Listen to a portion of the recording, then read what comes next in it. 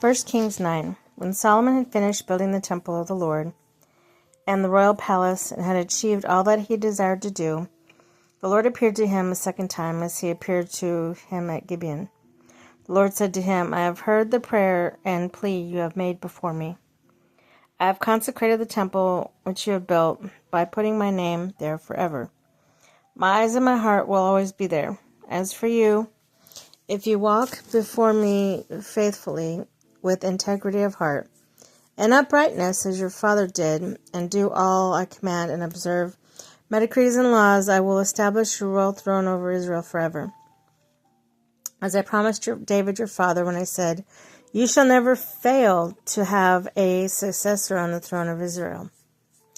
But if you or your descendants turn away from me and do not observe the commands or decrees I have given you, or go off to serve another gods and worship them, then will cut off Israel from the land I have given them and will reject this temple I have consecrated for my name. Israel will then become a byword, an object of ridicule among all the people. This temple will become a heap of rubble. All who pass by will be appalled and will scoff and say, why has the Lord done such thing to this land and to this temple? People will answer, because they have forsaken the Lord their God, who brought their ancestors out of Egypt, and have embraced other gods, worshipping and serving them. That is the way. This is why the Lord brought all this disaster on him. Solomon's other activities.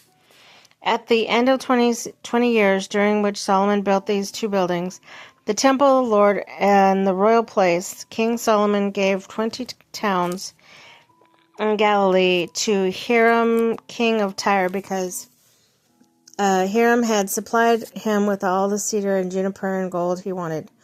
But when Hiram went from Tyre to see the towns that Solomon had given to him, he was not pleased with them. What kind of towns are these you have given me, my brother? He asked. And he called them the land of Cabul, and name that they have to this day.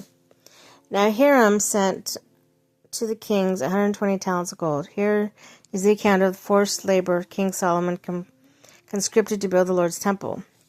His own palace, the terraces, the walls of Jerusalem, Hazar, Middle-Gezer, Pharaoh, king of Egypt, had attacked the capture Gezer. He had set it on fire, he killed the Canaanites' inhabitants, and he gave it as a wedding gift to his daughter Solomon's wife.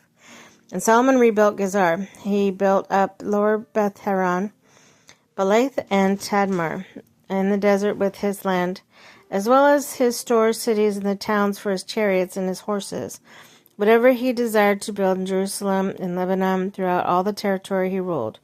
There were still people left from the Amorites, Hittites, Perizzites, Hivites, Jebusites, and these people were not Israelites. Solomon conscripted the descendants of all these people remains in the land, whom the Israelites could not exterminate, to serve as slave labor, as it is to this day. But Solomon did not make slaves of any of the Israelites. They were his fighting men, his government officials, his captains and commanders of his chariots and charioteers.